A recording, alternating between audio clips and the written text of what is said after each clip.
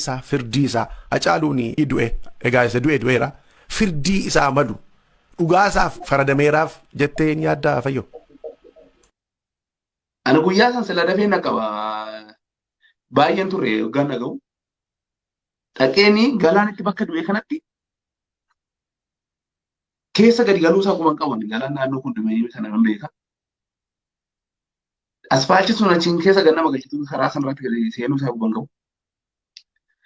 Gara manaattiin bakka meeqaan seene iddoo sana argachuudhaaf boodarra dhaqqabeera. Bakka dhaqqabe sanatti konkolaataa isaa keessattis seene ilaale Hacaaluun kan du'e achitti miti.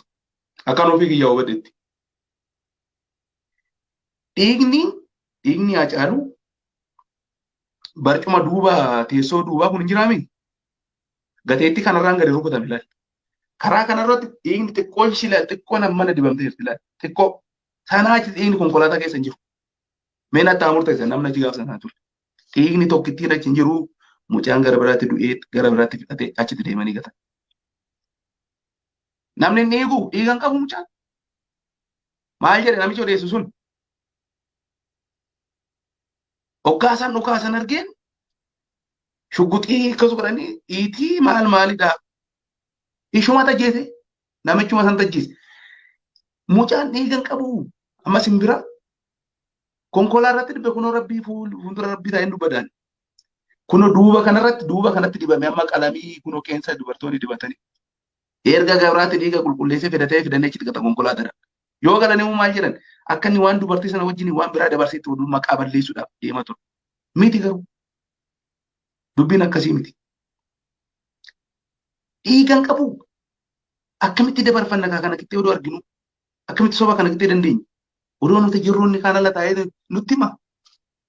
Nuti immoo warra jaan arganne akkam goonaa yoo ta'e yoo itti gaafatamaan ta'u hoggaasan meeshaa san fudhatee akkamitti galee gaafsan nama adabsiisu. Nama du'e dhiiftee bakka kanatti mana galtee awwaallatta. Meeshaa kun yakka miti. Ammas yakka baan isa ta'a malee. Jara sana oduma namni biraa yoo hojjeese dhufe yeroo sanatti oduu yeroon kenni inni amma taa'ee odeessaa jechaadha achii bahuudhaaf. Cufaa carraa qaba. Maaliif? Amma gaafa dhugaan mucaa kanaa ture odoo mana daa ture isaa wajjin. Akka namatti deebiif Finfinnee keessa deemuu barbaadeen achii bahee jira.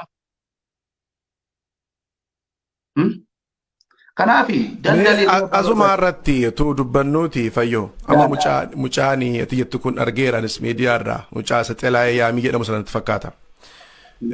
Amma mucaan kun yoo dubbatu dhaga'e afaan isaa Oromoodha. Mucaan Oromoodha. Oromoodhuma naannoo galaan sanatti dhalatee guddadhudhaa jedha. Viidichaan isa ilaaleera. Maaliif ajjeesaa Hacaaluu? Maal buufata? Ajjeesuu haa ta'u adiisu. Amma bakka isaatti jarri shugguxiin qamadii se'ee moo hoggaa konkolaataa keessa gannamee kufu. Shugguxichi gannaan deeme. Ija isaa ilaalu mucaa kana ijattuu beeksifti.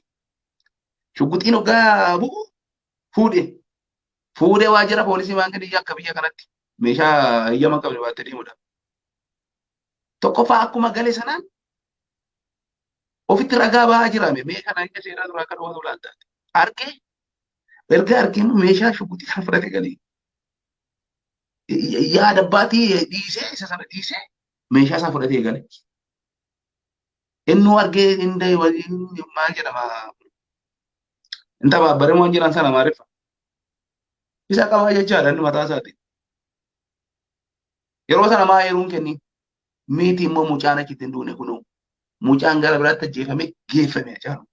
Akka du'ettis du'e bakka du'etti miti. Ani maaliif kun eenyurraa ga'ee miti ofii kiyyaa bakka argate dhiigan qabu ilmi nama. Homaa dhiigni hin jiru yoo akkas ta'e sirriidha. Yoo akkas ta'e jechumatti. Makiinaan adii haara teessoon isaa adiidha. Aara isaa xiqqoo amma qubaa dibamtee sin jettu ammastuu dibame. Sanaa achitti naataa jaba kunoo namni bira. Shurraabii irraa baasanii beekaa gara biraa. Hacaaluun gara biratti ajjeefame. Amma odoo arguun suba. Kana gaafa kunoo nama ragaa gaafa dhugaa barbaade konkolaataan isaa ammaa jira. Amma itti manuma isaanii jiraatu fakkaata. Egaa amma Kanaaf guyyaa sana akka namoonni akkuma kee achitti argaman tokko tokko immoo jedhanitti mucaan dubartiin wayii konkolaataa sana keessa jirti. Eegii jedhame iddoo biraatti ajjeefamee dhufe taanaan konkolaataa Hacaaluu kan oofee fidee'uudha. tarii nama akkatti fidanii ka'a ana jechuun jiru rabbitu beeka. Ani maaliif gara biraatti du'e na jechisiisu. Konkolaataa sana keessatti akkaataa kamiin dhiigni gannamuu dadhabe. Homaa namni dhiigan qabnu ani kana maal akkatti qophaa'e isaantu beeka. Kan biraa hin oofa. Fiddeechi keessa maal rakkoo qaba. Mee ani asirratti wanta dhaamsa dabarsuu jiraate mucaan kun nama uummata kanaa